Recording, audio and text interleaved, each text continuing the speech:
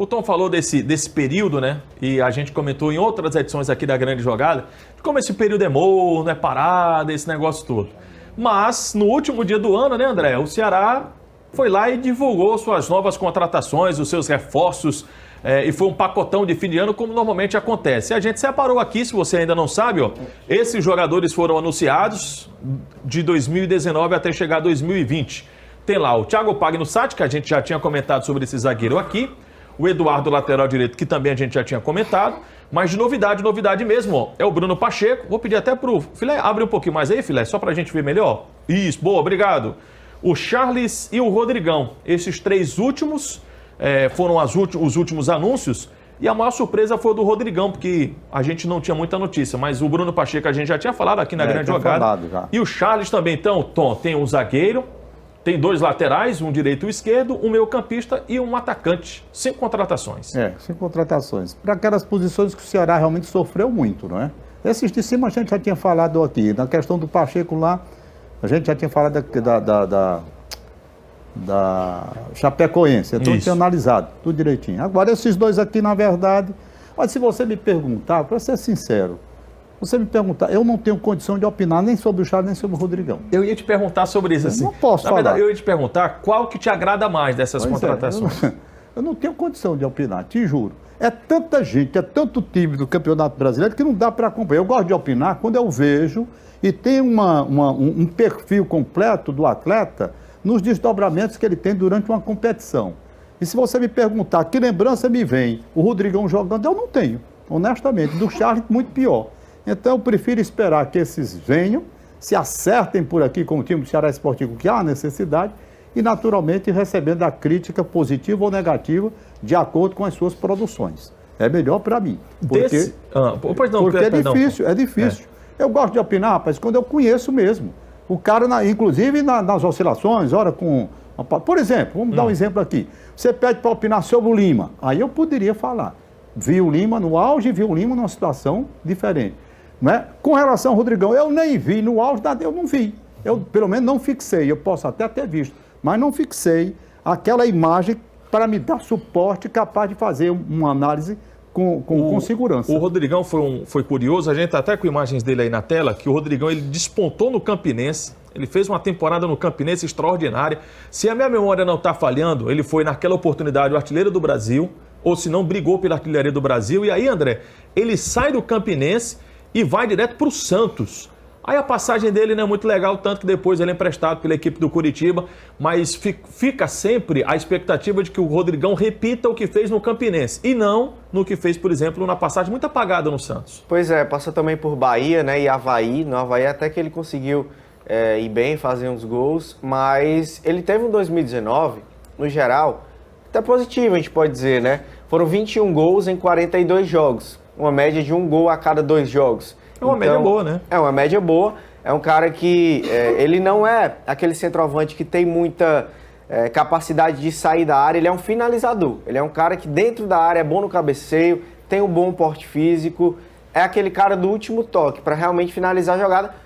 Jogador que o Ceará sentiu muita falta nessa temporada. Um homem-gol, né? Alguém que botasse a bola pra dentro. É como a gente tá vendo nas imagens aí, ó. Tubo e bola pra área, 2 toques, né? É dominar, pum, e bater pro gol. É um jogador de finalização, da última bola, como a gente fala, né? Exatamente, que faz essa referência, o pivô muito bem, né? É um cara que vem de uma temporada positiva até, mas é como o Tom falou, a gente tem que esperar para ver dentro de campo, né? É um jogador que tem oscilado nas últimas temporadas. Ele não teve uma regularidade tão grande assim, mas chega pelo menos com 2019 bom e gol ele sabe fazer. Resta saber se vai estar numa boa condição física. Ele teve problemas físicos também já em alguns momentos da sua carreira, sobrepeso em algumas ocasiões, mas se estiver bem fisicamente, gol ele sabe fazer e é um jogador com a característica que o Ceará precisou bastante nessa última temporada. Eu tinha conversado outra vez numa entrevista que o Robson de Castro deu aqui ao Esporte do Sistema Vesmares,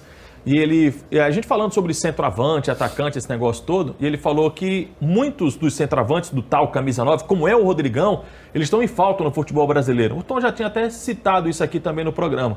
E ele lamentava muito porque ele gostava, naquela oportunidade, ele falava, não, eu gosto de um jogador camisa 9 finalizador. Então, o camisa 9 finalizador chegou, que é o Rodrigão. O time do Ceará ainda deve anunciar outros reforços. Pois não, André? E é importante falar também que ele não deve ser o único atacante que o Ceará vai contratar, né?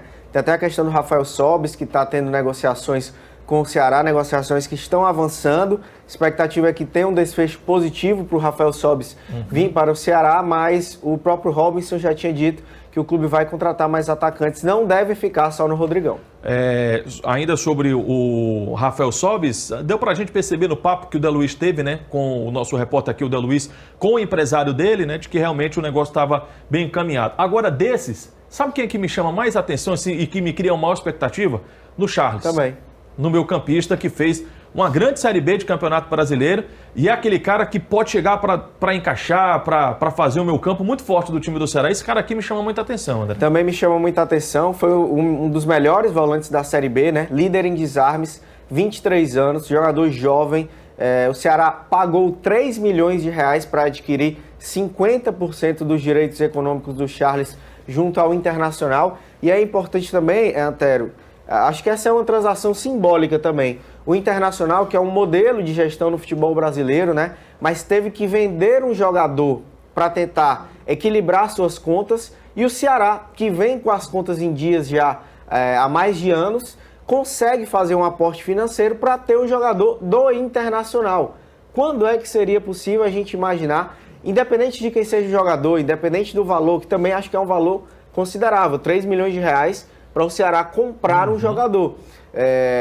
Essa questão de o Ceará ir ao Internacional e contratar um jogador, acho que também é muito simbólica de como o nosso futebol, o futebol cearense tem crescido, né? Tem se consolidado cada vez mais no cenário nacional. E o Charles é um jogador promissor. É um cara que tem 23 anos só, jovem, tem um futuro todo pela frente, contrato de 2 anos até 2021. Acho sim uma boa aquisição do Ceará. Pois é, esse é um ponto, né, Tom, que chama a atenção da gente, porque quando um clube vai e compra 50%, investe 3 milhões de reais, é porque há também uma aposta, por isso que me chama a atenção. E há um detalhe interessante, é que o Ceará contratou profissionais que terão a responsabilidade, portanto, na hora da cobrança, de saber se a coisa foi feita corretamente ou não.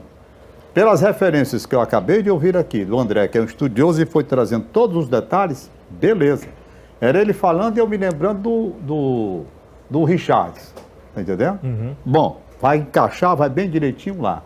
Agora, no Ceará Sporting Clube, depois desse fracasso que foi, fracasso assim, porque o time de qualquer maneira ficou na Série A, mas a agonia, o padecimento que sofreu durante o ano todo e naturalmente a cobrança que foi mínima, porque eu não vi nem cobrança do segurado, eu não vi nem cobrança, eu nunca vi. Pode até ser que no âmbito interno tenha acontecido alguma coisa nesse sentido. Eu só vi quando o time estava já realmente arquejando ali, pendurado, aí tomaram providência. Agora não, são dois, como é o nome? O Jorge Macedo, que a gente até confunde com o Jorge Machado, né, que é o empresário do Rafael Sobis, e o Sérgio Dimas. Pronto, tá aí. Então, na hora de uma contratação, como vocês estão anunciando 5, claro que esses homens têm que dar a sua opinião dentro da formulação necessária, visando dar garantia, pelo menos a margem. Nós estamos contratando com a margem segura de que eles vão corresponder à expectativa.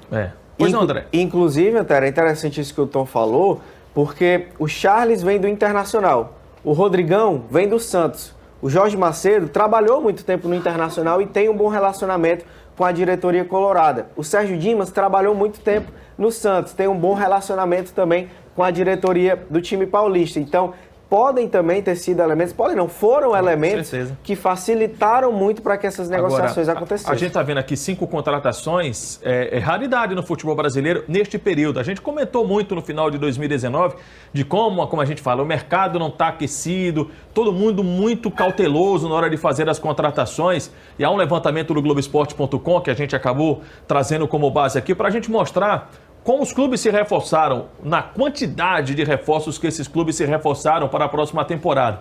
E o Ceará é uma exceção.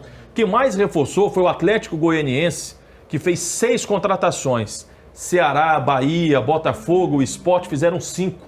O Goiás e o Bragantino, que agora é RB Bragantino, fizeram 3. Atlético Paranaense, Corinthians, Flamengo, Inter e Santos, 2. Atlético Mineiro, Coritiba, Grêmio e Vasco, só uma. E o Fluminense, o Fortaleza, o Palmeiras e o São Paulo não fizeram nenhuma contratação. Quando a gente fala de contratação, claro que a gente está falando de caras novas.